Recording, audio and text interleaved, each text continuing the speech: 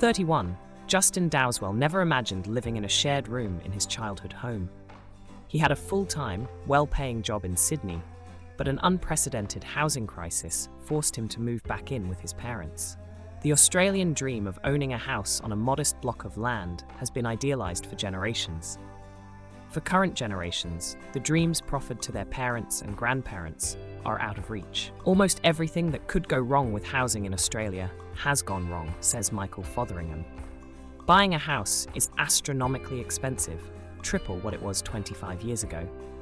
It's particularly dire for the 3/4 of Australians who live in major cities. In Australia, home ownership has become virtually unattainable for those without family wealth. The boss of a major bank stated that home loans are now the preserve of the rich. Home ownership for young people has significantly dropped, while overall staying around 2/3. Many Australians are content to see house prices climb and their wealth grow.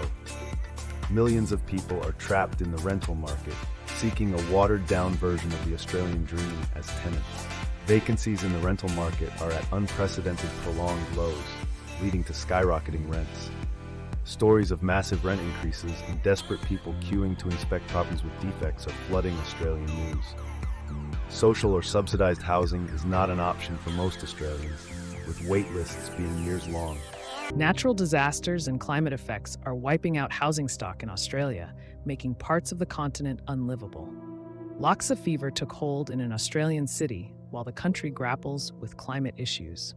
The housing crisis is tipping people into homelessness or overcrowded living conditions.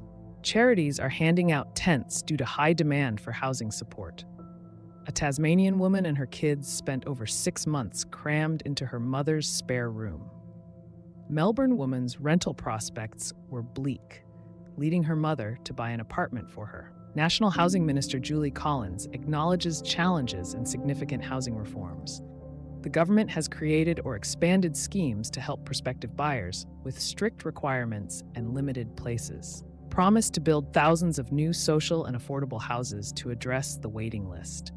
Pledged to create a national housing and homelessness plan and beef up protections for renters.